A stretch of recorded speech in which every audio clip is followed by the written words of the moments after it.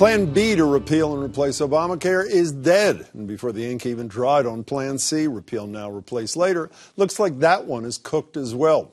Last night, two more Republican senators signaled they would not support the revised replacement plan, leading Majority Leader Mitch McConnell to pull the plug on it. The president quickly took to Twitter to declare, quote, Republicans should just repeal failing Obamacare now and work on a new health care plan that will start from a clean slate. Dems will join in. Well, McConnell followed suit and said there would be a vote in the coming days for a repeal-only bill.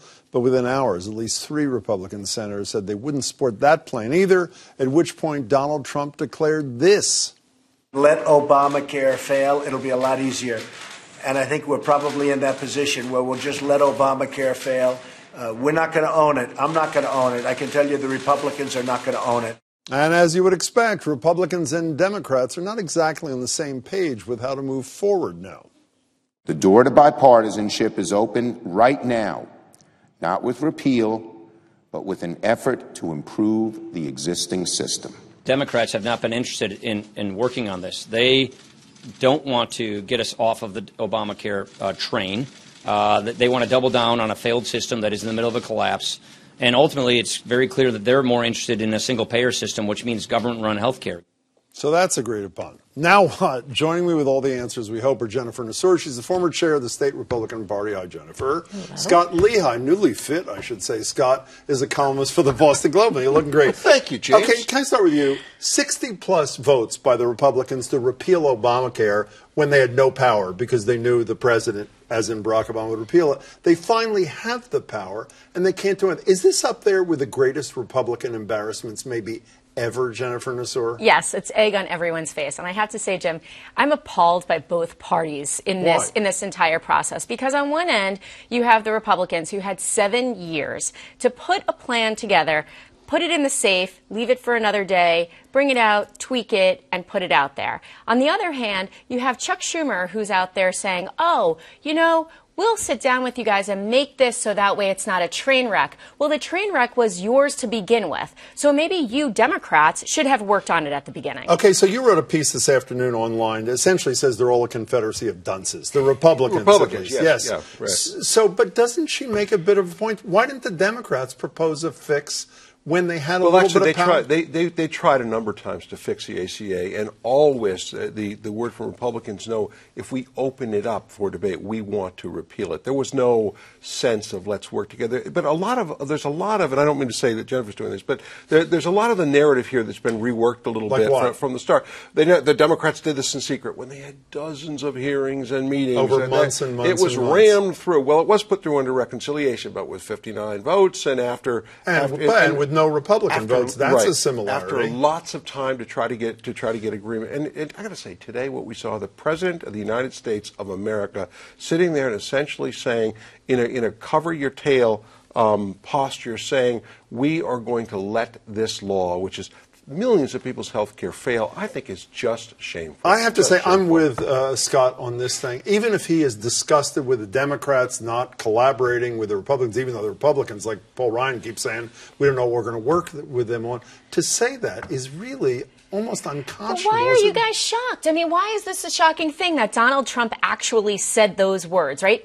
We wouldn't say that. We would say it in quiet. Look at Pence, whisper in his ear. Yeah. Donald Trump doesn't do anything quietly. Of course, he's going to go down because this is his legacy, right? Now you're talking about not once, but twice, the failure of being able to repeal and replace No, Obamacare. it is not. We're not going to own it. I'm not going to own it. I can tell you the Republicans are not going to own it. That's can what you he's just concerned explain about. to me, when the Republicans control both houses and I think the White House, how are they not going to own it? They're going to own it. Understand and there's already been polling. People say if this collapses, they are going to blame Trump.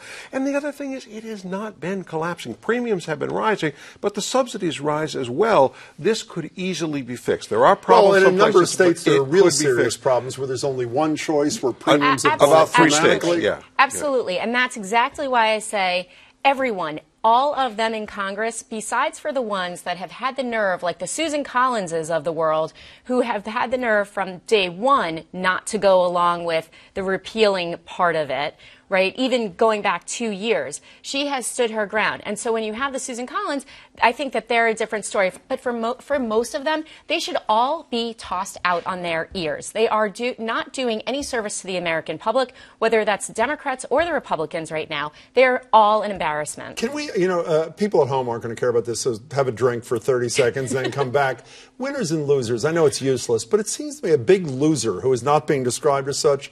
The Speaker of the House. One of the jobs of a leader of a chamber, I've always learned when I used to be a lobbyist, such as it was you don't put your members at risk. House members who voted for this thing in marginal districts are ending up with the worst possible scenario. I voted to gut this thing, and it's not even going to become law. I think what they're going to say is in the House, we threw the hot potato over to the Senate, and they didn't throw it back. So they're going to vote to repeal the thing? Well, they're going to say, hey, we tried in the House, and they're going to blame the Senate. So I think that was blame control, and I think McConnell would like to have a vote for. He wanted to get it out of the Senate for blame control as well. So they couldn't say we didn't do it. They could say didn't work out in conference. Okay, I think so that's what that's now you can come back and watch. What happens now? 52 to 46 people like Obamacare. Its numbers go up, sort of like George W. Bush's and Obama's go up.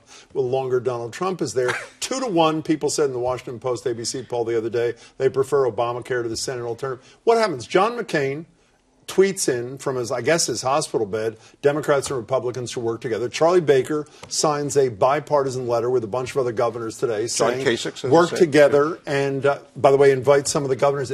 What happens now? What's the next step? What happens? So I think what you're going to see is because the governors have been brave enough to go out on a limb here, and Governor including Baker, Republican governors, and kudos to Charlie Baker for being one of those 12 so or what so. Happens? But I think what happens is you're going to see Democrats like Joe Manchin in the Senate, who was a governor, say, hey, former governors, we got to get together. Joe Manchin, by the way, whose daughter is the CEO of the EpiPen thing that is strangling people whose kids have allergy problems with $600, whatever. Do the Democrats and Republicans ever work together here? I think it is possible that you could move beyond this craziness and start to see people say, hey, let's be senators the way that used to be in olden times and actually do something reasonably like a Gang of Eight thing, like we had on immigration for a while? You've got to get beyond Trump's ego here, and you've got to get beyond Ryan, who I think is kind of a squirrely little ideologue in the House.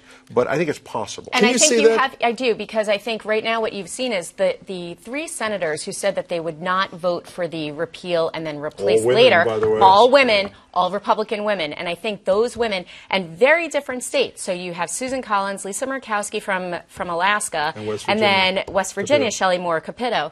And I think if you get those women to rally some of the other troops, you'll see something happen, because they're going to reach across the aisle. Wouldn't bipartisanship be great? That would be amazing. Jennifer, it's great to see you. Good Scott, to see you, wonderful. Thanks so for much. having me. Good to see you. My pleasure.